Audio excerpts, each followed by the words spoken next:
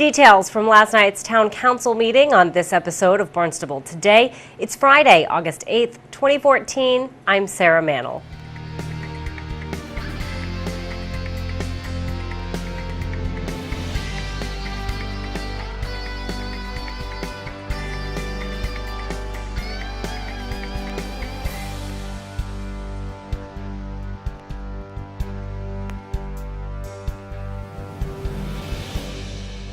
Town Council postpones a vote on the proposed land swap that could allow the West Barnstable shooting range to reopen.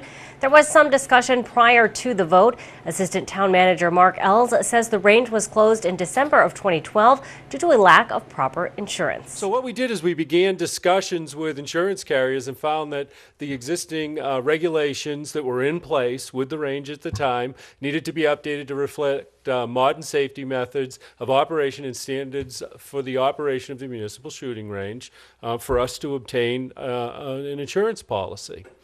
Some of the fundamental issues at that time, we needed to have a waiver form in place and a hold harmless agreement in place. We've gone forward and those are in place. Restrictions on the types of ammunition, there was a whole bunch of different activities occurring out there. So we needed to really look at that and make sure that we put in place good safety standards and modern methods out there. And part of that is looking at the various activities that were occurring. Those were put in place. We needed to have a range safety officer at the facility. And we needed to restrict some access to the, I'd have to look at it, I don't know if it's the north or the west of the range because of the close proximity of some of the trails over there. And that was done at the time. On September 24th, so we were progressing along, working with our Conservation Commission to move forward to resolve these issues, looking internally within finance relative to the insurance policy, and we did secure an insurance policy, and it is in place so that if we move forward with this, we do have proper insurance at this time. And we can certainly address any questions that you may have about that as well. But on September 24th, 2013, the Division of Conservation Services sent a letter to Rob Gatewood from our Barnstable Conservation Division that stated if the town wishes to keep the range open, operation that is safe and in compliance with current best management practices may result in the loss of usable conservation land that is accessible to the public for passive recreation. Should this be the case, the EEA, which is the department that this division is in, may require the town to mitigate the loss by dedicating a conservation and passive recreational use land of equal or greater size and value. So when we received this letter, when Conservation received this letter in 2013, that began this discussion relevant to the location of the shooting range. Now, the physical shooting range itself is about 3.5 acres. Just to give you a feeling. So we began talking about, okay, if we want to reopen, we need to begin looking at this issue and discussing this issue. A lot of confusion arose immediately relative to that because it had been open for decades. It had been recognized and it had been the topic of many discussions between the town and the state. So it wasn't as though all of a sudden it appeared. This had been there, it was known of, it was discussed. Any improvements, recent improvements. I don't know about historically the construction. I would have to defer to others on that. Were done in coordination and did receive approval so that they could proceed. So this was new to us, this comment. And Rob received the letter. He called me right away. I said, well, why don't we get on the phone with DCS and just identify exactly what they're saying here. So a discussion began. Simultaneous with that, the Conservation Commission went through and they made all the modifications that I was referring to earlier. They looked at their rules and their regs and their hours of operations and their fees, and they made those modifications. We also looked at how operationally we might change this so that we would put in place range safety officers and a gate attendant and limits on the numbers of guests and other issues like minors at the facility, the use of certain weapons at the facility. So all of that was addressed, all of that was reviewed and approved by Conservation. This dialogue commenced, though, between the town and DCS, resulting in the director of DCS, Mr. O'Connor, attended the Conservation Commission meeting on January 7th, 2014.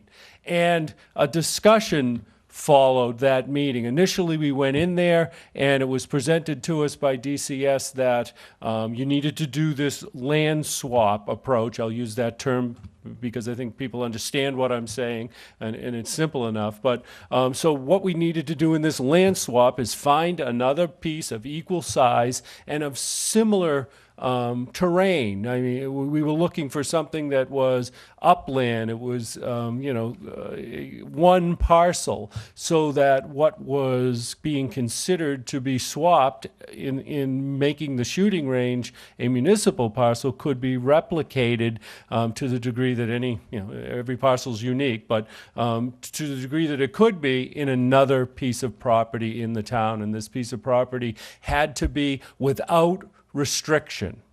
And so we were able to utilize our geographic information system to identify those municipal use parcels that we had in the community. And then we began to look at those that were of a size that would satisfy the area that had been identified for this swap. And so we proceeded with that issue. In doing that, in proceeding with that and going forward with those discussions, it was decided that a memorandum of understanding between the town and the state was needed to address how this actual land mitigation would work. And we've gone forward with that, and we have a draft MOU. The MOU has not been signed yet. Director of the State Division of Conservation Services, Bob O'Connor, says his department fully supports the land swap.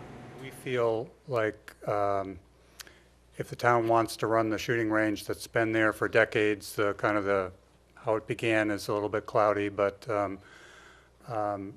we're not in the business of kind of overseeing a shooting range, and we don't want to micromanage the town in running the shooting range, so that's where we propose this idea that's kind of before you tonight.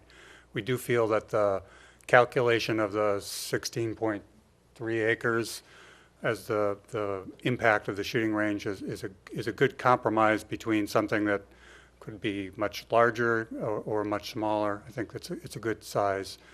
And we feel like the parcel on Breeds Hill is a good equal parcel as far as the natural resource benefits of that parcel. So we are on board with that's basically what's in the MOA is the agreement between those two parcels, the size of the shooting range and the swap. We're just looking at whether another of our agencies has to review this. The Mass Environmental Protection Act agency, which reviews different state actions that occur, and they would have to go through a process to review that. But I think what Ruth has proposed is that the vote tonight would be contingent upon the signing of the MOA. So, I was here, in January and said basically the same thing, that we feel like this is a fair process for the town to kind of be in control of its decisions. And as far as our role, we feel like the land that's being proposed is of equal value for the conservation purposes. And so, we will sign the MOA.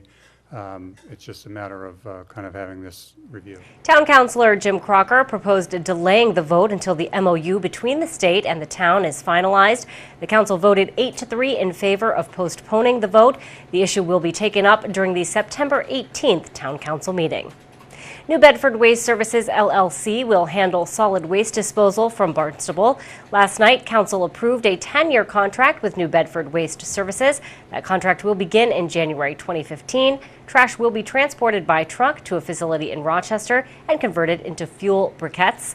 The new contract replaces the contract with Covanta CMAS. Well, be sure to tune in to our hour-long news program, Barnstable This Morning, weekdays at 7 a.m.